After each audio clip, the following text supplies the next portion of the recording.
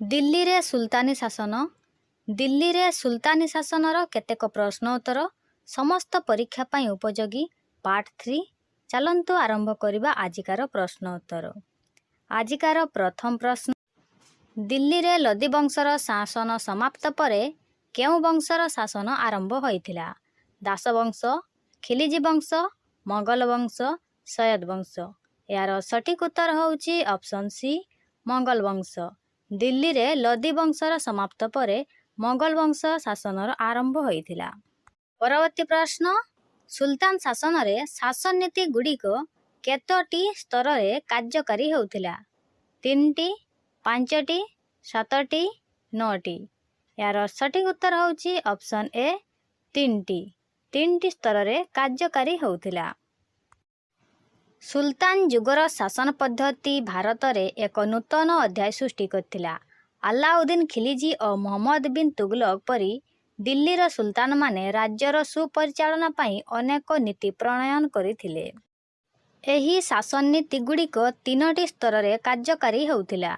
सेगुड़िक हला केंद्रीय शासन, प्रादेशिक शासन एवं स्थानीय शासन। यार परवर्ती प्रश्न, सुल्तान शासन रे नियुक्ति करा जायथिबा मंत्री मानक मध्यरे मुख्य बा प्रधानमंत्री को कौन कहा जाउथिला? उसर, वाजिर, दीवान, बारिद। यार सठिक उत्तर होउची ऑप्शन बी, वाजिर कहा जाउथिला। सुल्तान शासनर नियुक्ति करा जायथिबा मंत्री को वाजिर कहा जाउथिला। सुल्तान शासन रे सुल्तान केंद्र शासनर मुख्य थिले। से शासन विभाग और सैन्य विभागर सर्वोच्च कर्ता थिले। तांको शासन कार्य रे सहाय्य करिबा पाई बहु मंत्री को नियुक्ति करथिले। एही मंत्री मानक मध्यरु प्रधानमंत्री को वाजिर कहा जाउथिला। परवर्ती प्रश्न, सुल्तान शासन रे खामोश कौन? उत्तर होउची राज्यजय द्वारा लुंठित धनर किछि अंश राजकोष को जाउथिला। ताकू सुल्तान शासन रे खामोश कहा जाउथिला। परवर्ती प्रश्न, सुल्तान शासन रे उलेमार अर्थ कौन? यार उत्तर होउची धर्मगुरु। सुल्तान शासन रे उलेमार अर्थ होउची धर्मगुरु। परवर्ती प्रश्न, सुल्तान शासन रे धर्म विभागर मंत्री को कौन कहा जाउथिला? यार उत्तर होउची सदर उस उदर बोली कहा जाउथिला। परवर्ती प्रश्न, सुल्तान शासन रे सुल्तान परामर्शदाता को कौन कहा जाउथिला? यार उत्तर होउची मजलिस इ खालवाज। सुल्तान शासन रे सुल्तान परामर्शदाता को मजलिस इ खालवाज बोली कहा जाउथिला। परवर्ती प्रश्न, सुल्तान शासन रे गुप्तचर विभाग बा खबर सरबराह संस्थार मुख्य को कौन कहा जाउथिला? यार उत्तर होउची बारिद इ मामलिक। परवर्ती प्रश्न, सुल्तान शासन रे कृषि कार्यर मंत्री को कौन कहा जाउथिला? यार उत्तर होउची दीवान इ अमीर कही। सुल्तान शासन रो कृषि कार्यर मंत्री को दीवान इ अमीर कही बोली कहा जाउथिला। परवर्ती प्रश्न, सामरिक राजस्व विभागर दायित्व रे थिबा मुख्य को कौन कहा जाउथिला? यार उत्तर होउची वाजिर। तांको वाजिर बोली कहा जाउथिला। परवर्ती प्रश्न, सुल्तान शासन रे विचार विभाग रे थिबा मुख्य को कौन कहा जाउथिला? यार उत्तर होउची काजी। सुल्तान शासन रे विचार विभाग रे थिबा मुख्य को काजी बोली कहा जाउथिला।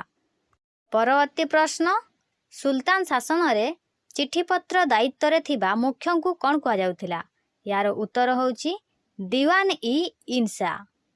तांको दीवान इ इंसा बोली कहा जाउथिला। परवर्ती प्रश्न, सुल्तान शासन रे सैन्य विभागर दरमा दायित्व बुझुथिबा मुख्य को कौन कहा जाउथिला? यार उत्तर होउची बक्सी। ताको बक्सी बोली कहा जाउथिला। परवर्ती प्रश्न, दिल्ली सुल्तान माने केते प्रकार कर प्रजा मानक ठारू आदाय करथिले? 5 प्रकार, 6 प्रकार, 7 प्रकार, 8 प्रकार। यार सठिक उत्तर होउची ऑप्शन ए, 5 प्रकार कर प्रजा मानक ठारू आदाय करुथिले। दिल्ली सुल्तान माने 5 प्रकार कर प्रजा मानक ठारू आदाय करुथिले। सेगुड़िक हेला खमास, खरज, जाकत, जिजिया एवं ଉସର ଆଦି 5 ପ୍ରକାର କର ଆଦାୟ କରୁଥିଲେ। ପରବର୍ତ୍ତୀ ପ୍ରଶ୍ନ, ସୁଲତାନ ଶାସନରେ ଅଣମୁସଲିମମାନଙ୍କଠାରୁ ଆଦାୟ କରାଯାଉଥିବା କରକୁ କ'ଣ କୁହାଯାଏ? ଜିଜିଆ କର, ଜକତ କର, ଉସର କର, ଖମସ କର। ଏହାର ସଠିକ ଉତ୍ତର ହେଉଛି ଅପସନ୍ ଏ ଜିଜିଆ କର। ଜିଜିଆ କର ଅଣମୁସଲମାନମାନଙ୍କଠାରୁ ଆଦାୟ କରାଯାଏ। ଜାତକ ଧାର୍ମିକ କର ମୁସଲମାନମାନଙ୍କଠାରୁ ଆଦାୟ କରାଯାଏ। ଉସର ମୁସଲମାନମାନଙ୍କ ଜଳସେଚିତ ଜମି ଉପରେ ଏହି କର ବସାଯାଉଥିଲା। ଖାମସ ରାଜଜୟ ଦ୍ୱାରା ଲୁଣ୍ଠିତ ଧନର କିଛି ଅଂଶ ରାଜକୋଷକୁ ଯାଉଥିଲା। ଖରଜ ଶସ୍ୟ କର। ଏହି ପ୍ରକାର 5 ପ୍ରକାର କର ନିଆଯାଉଥିଲା। ପରବର୍ତ୍ତୀ ପ୍ରଶ୍ନ, ସୁଲତାନ ଶାସନରେ ପ୍ରଦେଶର ଆୟ ବ୍ୟୟ କାହା ଦ୍ୱାରା ଯାଞ୍ଚ କରାଯାଉଥିଲା? ଏହାର ଉତ୍ତର ହେଉଛି ଦିୱାନ-ଇ ୱାଜିରତଙ୍କ ଦ୍ୱାରା ସୁଲତାନ ଶାସନର ପ୍ରଦେଶର ଆୟ ବ୍ୟୟ ଯାଞ୍ଚ କରାଯାଉଥିଲା। ରାଜ୍ୟକୁ କେତେକ ପ୍ରଦେଶର ଭାଗ କରାଯାଉଥିଲା। ପ୍ରାଦେଶିକ ସ୍ତରରେ ଶାସନ ସୁପରିଚାଳନା ପାଇଁ ମୁକ୍ତିବ ୱାଲି ଓ ନାୟବ ସୁଲତାନ ଆଦି ଶାସନ ବର୍ତ୍ତମାନ ନିଯୁକ୍ତ ହେଉଥିଲେ। ଏମାନେ କେନ୍ଦ୍ରରେ ସୁଲତାନ ଭୋଗ କରୁଥିବା ସମସ୍ତ କ୍ଷମତା ଉପଭୋଗ କରୁଥିଲେ।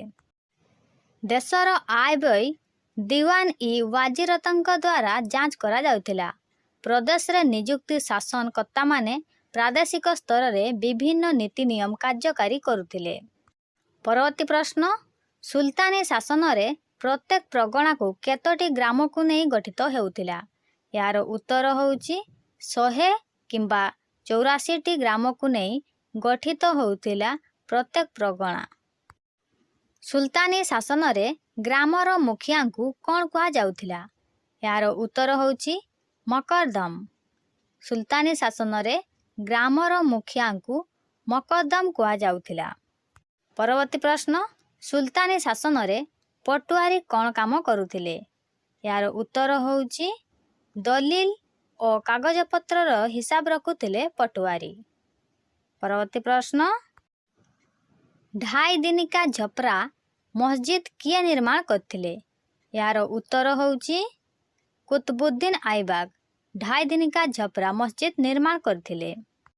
ପରବର୍ତ୍ତୀ ପ୍ରଶ୍ନ, ଦିଲ୍ଲୀଠାରେ ପ୍ରସିଦ୍ଧ କ୍ୱାତ ଉଲ ଇସଲାମ ମସଜିଦ କିଏ ନିର୍ମାଣ କରିଥିଲେ? ଏହାର ଉତ୍ତର ହେଉଛି କୁତବୁଦ୍ଦିନ ଆଇବାକ ଏହି ମସଜିଦ ନିର୍ମାଣ କରିଥିଲେ। ପ୍ରଥମେ କୁତବୁଦ୍ଦିନ ଆଇବାକ ଦିଲ୍ଲୀଠାରେ ପ୍ରସିଦ୍ଧ କ୍ୱାତ ଉଲ ଇସଲାମ ଓ ଢାଇ ଦିନିକା ଝପ୍ରା ନାମକ 2ଟା ମସଜିଦ ନିର୍ମାଣ କରିଥିଲେ। ଏହାଛଡ଼ା ସେ କୁତବ ମିନାର ନିର୍ମାଣ କାର୍ଯ୍ୟ ଆରମ୍ଭ କରିଥିଲେ। ଏହି କାର୍ଯ୍ୟକୁ ଇଲତୁତମିଶ ପୂର୍ଣ୍ଣାଙ୍ଗ କରି ଇସଲାମୀୟ ସ୍ଥାପତ୍ୟର ଉତ୍କର୍ଷ ପ୍ରତିପାଦନ କରିଥିଲେ। ପରବର୍ତ୍ତୀ ପ୍ରଶ୍ନ, ଫିରୋଜ ଶାହ କଟଲା ପ୍ରାସାଦ କିଏ ନିର୍ମାଣ କରିଥିଲେ? ଏହାର ଉତ୍ତର ହେଉଛି ଫିରୋଜ ଶାହ ତୁଗଲକ 1354 ଖ୍ରୀଷ୍ଟାବ୍ଦରେ ଫିରୋଜ ଶାହ କଟଲା ପ୍ରାସାଦ ନିର୍ମାଣ କରିଥିଲେ। ଆମ ଚ୍ୟାନେଲକୁ ଲାଇକ୍, ସେୟାର, କମେଣ୍ଟ ଏବଂ ସବସ୍କ୍ରାଇବ୍ କରିବାକୁ ଜମାରୁ ଭୁଲିବେନି।